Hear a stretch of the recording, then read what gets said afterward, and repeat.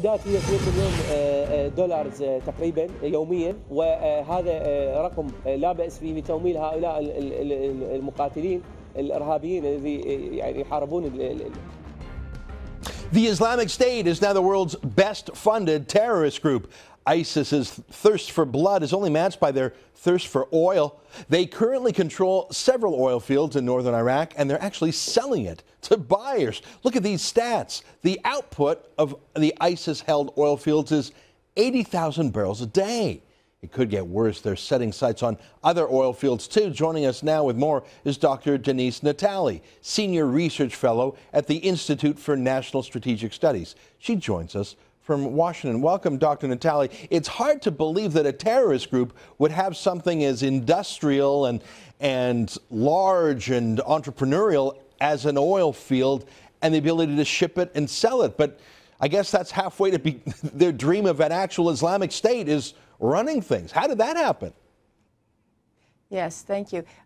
Well, a lot of this funding and a lot of these revenue sources were actually in the making well before the Islamic State took over places like Mosul or areas in Arab Iraq where their support networks are. So this is going back to extortion, taxing local residents, and again, since taking over some of the areas where these oil fields, they have secured them, and now there's a vast array of smugglers, middlemen, smuggling out this oil, looting pipelines, and getting it out through Turkey to Syria to Iran and in Jordan. And this is going through a network in the Kurdish areas out to these larger regions. Now, to run an oil field, it takes some expertise, it takes some experience and some staff, the kind of thing we generally associate with professional, moderate, normal business people.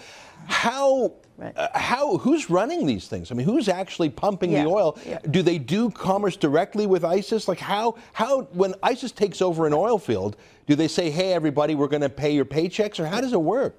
No, hardly. This is not some sophisticated network where you have, oil workers with knowledge. This is, first of all, they don't have the production facilities or capabilities to engage in the type of production that we would say a normal official oil company. They are going into some of the pipelines, existing pipelines and infrastructure, and looting it out, and literally just selling, first of all, what is there. Some of this cannot be refined, so they don't have the capability, so that you can smuggle it, which is what they started doing, into, again, the Kurdish areas where these makeshift local so-called refineries being refined there and then being shipped out. Some of this is also going on in Syria.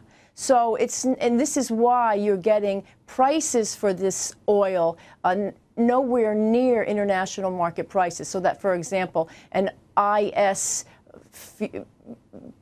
barrels of oil are getting about $25, perhaps $45 a barrel. When it goes on to its middlemen, it can increase 100% and get up to about $65 a barrel. This is yielding for a tanker anywhere between $4,000 and up to $10,000 a tanker. In the nutshell, it could be about $1 million a day they are getting from this smuggling racket. Got it. So what they're doing is they're really looting and plundering from existing infrastructure. Absolutely. They're putting it in a truck Absolutely. and selling it sort of like a guy with stolen goods would sell anything with a truck here or there on an ad hoc basis. So the buyers, it's not like China or India or Japan would be saying, yeah, we'll sign up for some Islamic State oil. It's probably just sort of local sales even in a back alley, maybe. Is that what you're saying?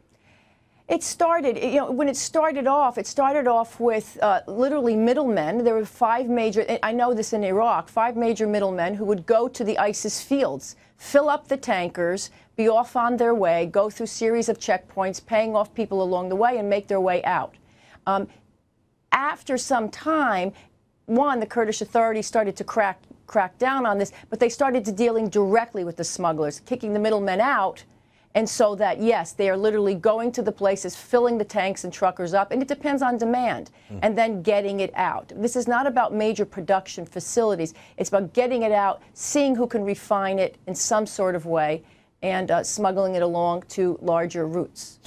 Do you think that this is a military target? I mean, an individual truck you're suggesting might have, what did you say, maybe $10,000 worth of oil in it, if I heard you correctly? Once it gets to the end user, yes, it can get ISIS about $4,000. When it gets to the smuggler, the middleman, it can get up to $10,000. Yes. Is that worth making these smugglers a military target? I mean, are these ISIS-linked terrorists, or are these just civilians trying to make an income in a war zone? Is this something that you think that, say, military decision makers should consider attacking?